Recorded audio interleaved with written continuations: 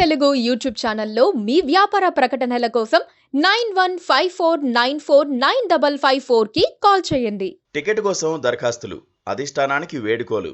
Ticket ఇవ్వకపోతే party ఆఫీసుల ముందు ఆందోళనలు. ప్రతి ఎన్నికల ముందు కాంగ్రెస్ పార్టీలో కనిపించే సీన్ ఇది. కానీ ఇప్పుడు ఇదంతా గతం. ఇప్పుడు టికెట్ ఇచ్చినా మేం పోటీ చేయలేం బాబోయ్ అంటూ ఆ పార్టీ అభ్యర్థులు తిరస్కరిస్తున్నారు. నామినేషన్ను సైతం ఉపసంహరించుకుని పోలింగ్ ముందే చేతులెత్తేస్తున్నారు. లోక్సభ ఎన్నికల్లో మోదీని గద్దె దింపుతామని కాంగ్రెస్ పార్టీ చెప్పుకుంటుంది. కానీ అందుకు తగ్గ పోరాట స్ఫూర్తి మాత్రం ఆ పార్టీ అభ్యర్థుల్లో నింపలేకపోతోంది. మనం గెలుస్తామనే నమ్మకాన్ని కలిగించలేకపోతోంది. ఫలితంగా సార్వత్రిక ఎన్నికల వేళ ఎన్నడూ చూడని దయనీయ స్థితిని కాంగ్రెస్ ఎదుర్కొంటోంది. మరోవైపు కాంగ్రెస్ బలహీనతలనే బీజేపీ బలంగా మార్చుకుంటోంది. లోక్సభ ఎన్నికల్లో ఏకగ్రీవాలకు తెరలేపింది. దీంతో కాంగ్రెస్ అభ్యర్థులు ఆ పార్టీకి వరుస షాకులు ఇస్తున్నారు.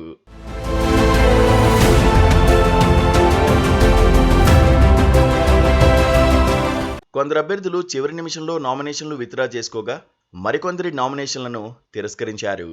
ఈ నేపథ్యంలో అహ్మదాబాద్ ఈస్టు స్థానానికి అభ్యర్థిగా రోహన్ గుప్తాను కాంగ్రెస్ ఖరారు చేయగా ఆయన పార్టీకి గుడ్ బై చెప్పి బీజేపీలో చేరిపోయారు. ఆ తర్వాత సూరత్ కాంగ్రెస్ అభ్యర్థి నీలేష్ కుంభానీ నామినేషన్ తిరస్కరణకు గురైంది. ఆయన బీజేపీతో ఒప్పందంలో భాగంగానే నామినేషన్ తిరస్కరణకు గురయ్యేలా చేసుకున్నారని కాంగ్రెస్ నేతలు ఆరోపించారు. తర్వాత ఇండోర్లో అభ్యర్థి అక్షయ్ కాంతి బామ్ నామినేషన్ ఉపసంహరించుకుని బీజేపీ నేతలతో ఫోటోలకు ఫోజులిచ్చారు. దీంతో ఈ రెండు స్థానాల్లో కాంగ్రెస్ అభ్యర్థులను నిలబెట్టలేకపోయింది. తాజాగా ఒడిశాలోనూ ఇదే పరిస్థితి ఏర్పడింది. పార్టీ నిధులివ్వడం లేదని టికెట్ వెనక్కి చేశారు పూరీ కాంగ్రెస్ అభ్యర్థి సుచరిత మొహంతే. సొంతగా ఖర్చు చేసే స్తోమత తనకు లేదని, అందుకే పోటీ నుంచి తప్పుకుంటున్నట్టు స్పష్టం చేశారు.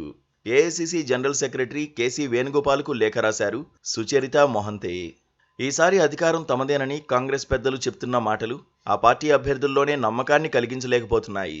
అభ్యర్థుల్లో గెలుపుపై నమ్మకాన్ని, పోరాట స్ఫూర్తిని కలిగించడంలో కాంగ్రెస్ హైకమాండ్ విఫలమవుతోందని రాజకీయ విశ్లేషకులు అభిప్రాయపడుతున్నారు. టికెట్ తిరస్కరించే వారికి, నామినేషన్లు ఉపసంహరించుకునే వారికి, బీజేపీతో టచ్లో ఉన్న వారికి టికెట్లు ఇస్తుందంటే కాంగ్రెస్ ఎంత దయనీయ స్థితిలో ఉందో అర్థం చేసుకోవచ్చని చెప్తున్నారు. 125 ఏళ్ల వయసు దాటిన కాంగ్రెస్ పార్టీకి ఇంతటి దుస్థితి వస్తుందని ఎవరూ కలలో కూడా అనుకుని ఉండరు. కొన్నేళ్ల క్రితం వరకు కాంగ్రెస్ టికెట్ కోసం దొమ్మీలకు కూడా సిద్ధమయ్యేవారు నేతలు. లేదంటే కోట్లకు కోట్లు కుమ్మరించి ఢిల్లీలో చక్రాలు తిప్పి పైరువీలు చేసి టికెట్ సొంతం చేసుకుని పండగ చేసుకునేవారు.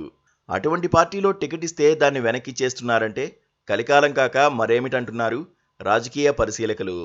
ఇది కాంగ్రెస్ నాయకత్వం స్వయంకృతాపరాధమే అంటున్నారు వారు. పార్టీలో ప్రక్షాళన అవసరమని, ఎన్నికల తర్వాత ఆత్మ పరిశీలన చేసుకోవాలని వారు సూచిస్తున్నారు.